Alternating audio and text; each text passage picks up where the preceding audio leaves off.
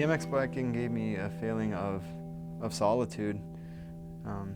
I never really had that in my life, so it gave me a feeling of self-worth, accomplishment. When I'm on my BMX bike, I feel free. It's the best thing in the world to me.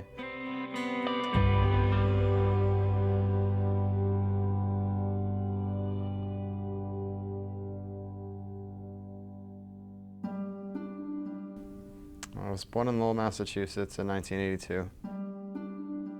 When my mother was 18, she fell off the back of a pickup truck and had a very bad head injury. She had to have brain surgery, a tracheotomy, and she was in a coma for 44 days. And I really believe that that's a big reason why my life turned out the way it did. You know, John's story started out coming from a very broken home, an abusive mother and father, witnessing domestic violence, experiencing abandonment, experiencing rejection. He grew up taking care of himself at a very young age because mom was unavailable.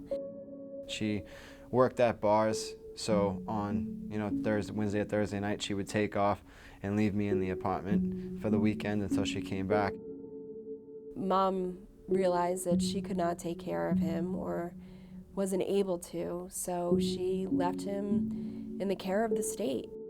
From the age of 9 to 13, I bounced around from foster homes more than I can count, and in group homes, hospitals, things of that sort. John was forced to lose his childhood. He had no childhood. I got into drugs at 11 years old. I started smoking marijuana. By the time I was 13, I was smoking marijuana every single day. At 15, I was using alcohol and marijuana a lot. And then, say 16, on the weekends, I started taking ecstasy with the friends, trying mushrooms, acid, just experimenting with every single drug under the planet.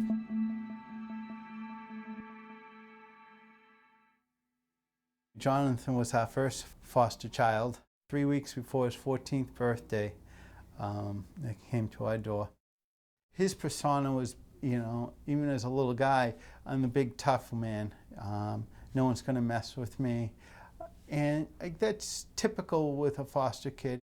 They worked with John and tried to help him, but John was not used to having a caring family, so that was difficult for him to accept. He rejected that and went out on his own to try to find himself.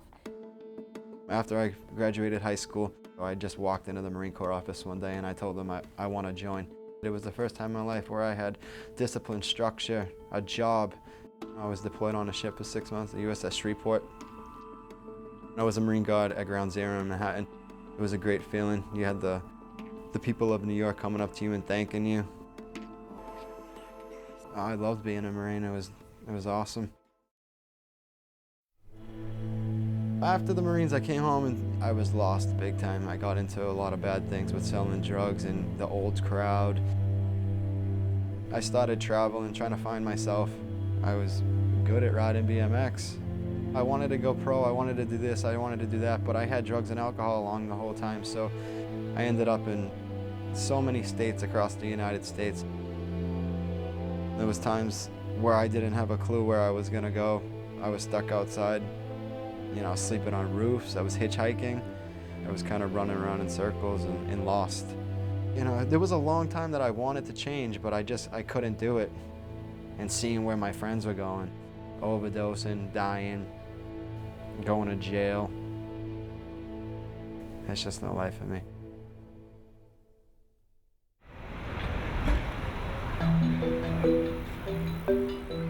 When I first met John, I met him in the day center as I was the counselor on duty that morning. And after just talking with him for a few minutes, I realized that we at St. Francis House could really help him. John needed everything we had to offer.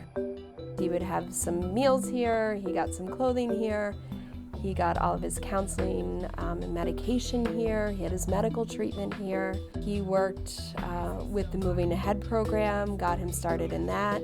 He worked with our housing counselor to start his housing search. He made it very clear in the beginning that he was set out to change his life and he was going to do it no matter what.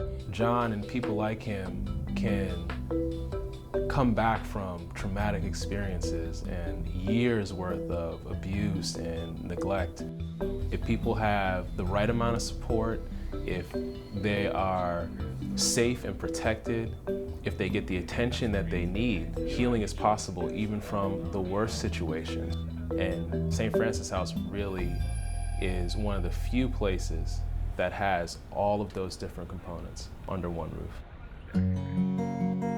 I helped John pursue the Ben Franklin Institute because I saw great potential in him. I thought that that would be a good match to get some education, to get a skill set in order to help him pursue a career.